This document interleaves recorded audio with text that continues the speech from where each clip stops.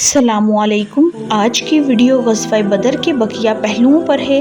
कल की वीडियो में हमने देखा कि इब्लीस ने किस तरह से राह फरार इख्तियार कर ली। थोड़ी ही देर बाद मुशरकीन के लश्कर में इज़्तिराब पैदा होने लगा और उनकी सफ़ें दरहम बरहम होने लगीं।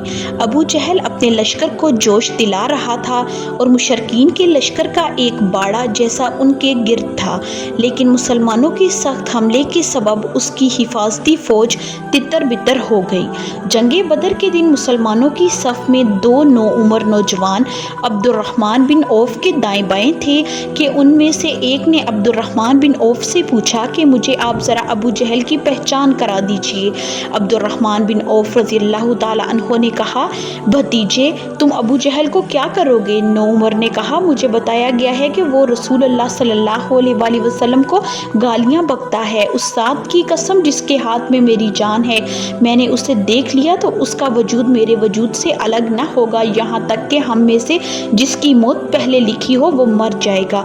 इसके बाद दूसरी जानिब के नौजवान ने अब्दुर्रहमान बिन औफ से यही सवाल किया। इसके थोड़ी देर बाद मैंने देखा कि अबू जहल घोड़े पर सवार चक्कर काट रहा है। फिर मैंने यानी कि अब्दुर्रहमान बिन औफ ने इन दोनों से कहा, ये रहा तुम्हारा शिकार जिसके बारे में तुम पूछ रहे थे। ये सुनकर दोनों नौउम्र नौजवान जिनका नाम मुआज़ बिन उमरो बिन जमू और मुआज़ बिन उफ़रा रज़ियल्लाहु ताला अन्हो है, अबू जहल की तरफ दौड़ पड़े। हज़रत मुआज़ बिन उमरो रज़ियल्लाहु ताला अन्हो ने गुंजाइश देखते ही अबू जहल के पाँव पर ऐसी तलवार मारी कि उसका पाँव ही उड़ गया। इधर अकरमा बिन अबी जहल ने यह देखकर मुआज़ बिन उमरो पर ऐसी ज़रब लगाई कि उसका हाथ कट गया और बाजू के चमड़े से लटक गया।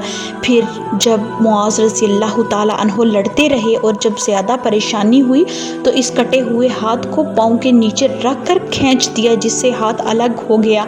इसके बाद अबू जहल के करीब मुआज़ बिन उफ़रा रज़ियल्लाहु ताला अन्हो आए और उन्होंने ऐसी ज़रब लगाई कि अबू जहल का दूसरा पाँव भी कट गया।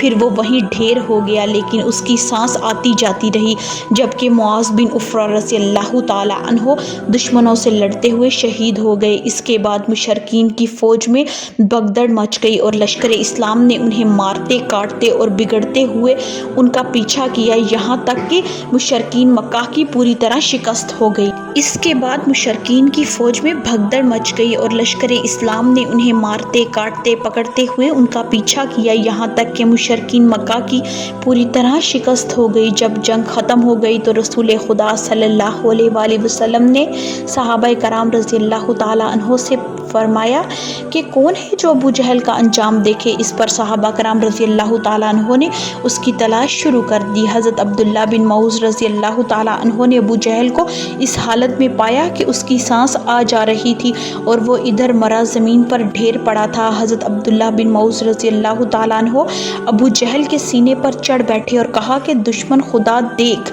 तुझे खुदा ने कैसा जलील किया है। अबू जहल ने पूछा कि लड़ाई का नतीजा क्या हुआ। अब्दुल्ला बिन मऊज़ रज़ियल्लाहु ताला अन्हो ने फरमाया, मुसलमानों को फ़तह नसीब हुई है। और ये कहकर अब्दुल्ला बिन मऊज़ रज़ियल्लाहु ताला अन्हो उसका सर काटने लगे तो उसने कहा, मेरा सर मोंढों से मिलाकर काटना ताकि मेरा सर दूसरों के कटे हुए सरों से बड़ा मालूम हो और ये समझा जाए कि किसी सरदार का सर है। अब्दुल्ला बिन मऊज़ रज़ियल्लाहु ताला अन्हो जो अबू जहल की गर्दन पर अपना पाँव रख चुके थे, अबू जहल कहने लगा, ओ बकरी के चरवाहे, तू बड़ी ऊंची जगह चढ़ गया है।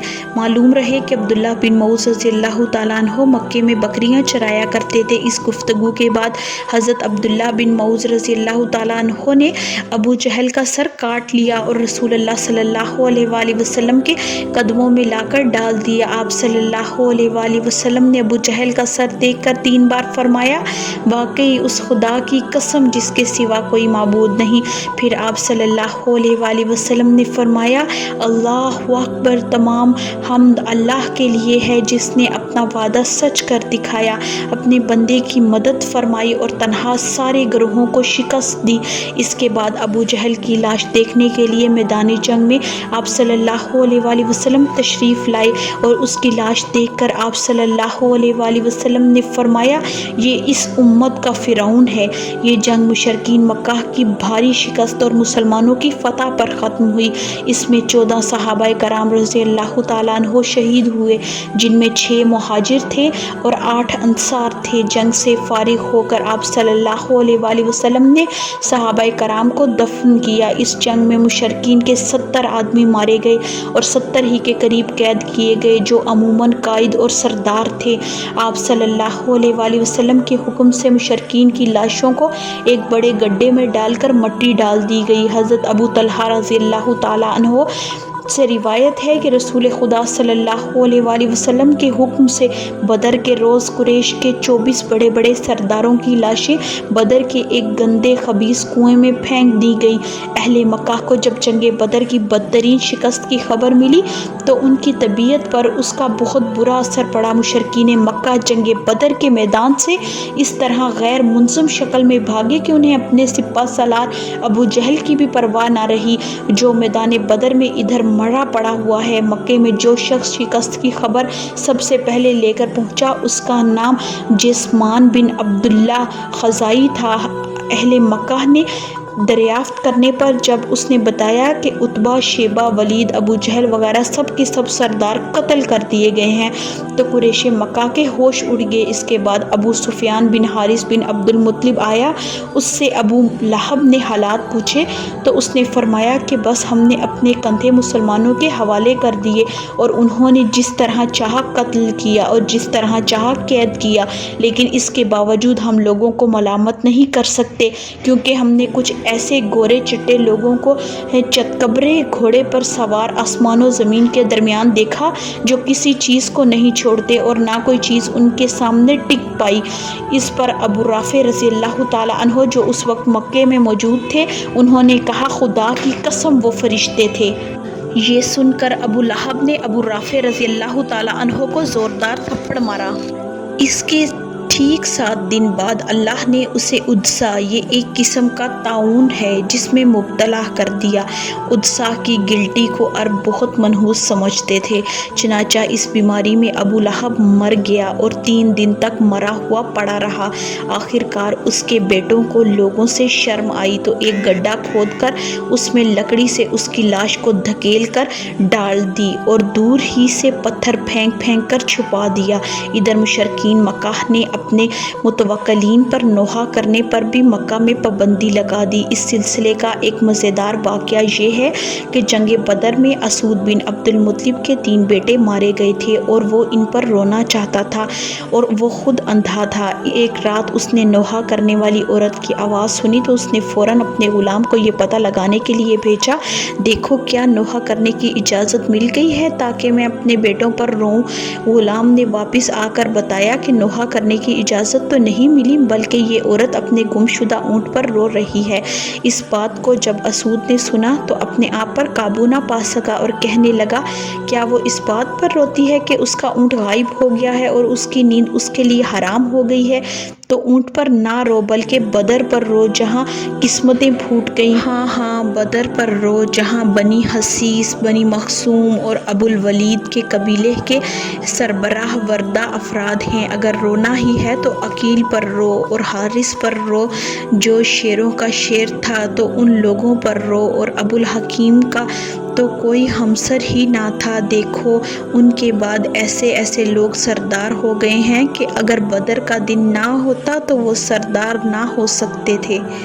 ادھر جب میدان بدر میں مسلمانوں کو فتح مل چکی تو رسول خدا صلی اللہ علیہ وآلہ وسلم نے اہل مدینہ کو فوراً خوشخبری پہنچانے کے لیے 2 قاصد بھیجے۔ ایک حضرت عبداللہ بن رواحہ رضی اللہ تعالیٰ عنہ جنہیں اوالی یعنی کہ بلائی مدینہ کے باشندوں کے پاس روانہ فرمایا، دوسرے زید بن حارثہ رضی اللہ تعالیٰ عنہ کو زیری مدینہ کے باشندوں کے پاس روانہ فرمایا۔ جب یہ خبر مدینہ میں پہنچی اس وقت بقول اسامہ بن زید رضی اللہ تعالیٰ عنہ کے رسول خدا جناب محمد صلی اللہ علیہ وآلہ وسلم کے لخت جگر حضرت رقیہ رضی اللہ تعالیٰ عنہا کو جو حضرت عثمان رضی اللہ تعالیٰ عنہ کے عقد میں تھیں دفن کر کے مٹی برابر کر رہے تھے، جن کی تیمارداری کے لیے حضرت عثمان غنی رضی اللہ تعالیٰ عنہ کو رسول اللہ صلی اللہ علیہ وآلہ وسلم نے مدینہ میں ہی چھوڑ دیا تھا۔ دوسری طرف منافقین یہود یہ افواہ پھیلائے ہوئے تھے کہ مسلمان جنگ میں شکست کھا چکے ہیں اور رسول اللہ صلی اللہ علیہ وآلہ وسلم قتل کیے جا چکے ہیں، نعوذ باللہ۔ بہرحال رسول اللہ صلی اللہ علیہ وآلہ وسلم کے قاصدوں کے ذریعے جب مسلمانوں کی فتح کی خبر مدینہ پہنچی تو ہر طرف تکبیر اور تحلیل کی صدائیں گونجیں، اور جو سربراہ وردہ مسلمان مدینہ میں رہ گئے تھے وہ رسول اللہ صلی اللہ علیہ وآلہ وسلم کو فتح کی مبارکباد پیش کرنے کے لیے بدر کے راستے کی طرف نکل پڑے۔ کل کی ویڈیو میں ہم جنگ کے مزید معاملات پر بات کریں گے۔ ویڈیو کو اینڈ تک دیکھنے کا بہت شکریہ۔ اگر آپ کو آج کی ویڈیو پسند آئی ہو تو لائک، شیئر، کمنٹ اور سبسکرائب ضرور کریں اور گھنٹی کے نشان کو دبائیں تاکہ آپ کو آنے والی ویڈیوز کی نوٹیفیکیشن بر وقت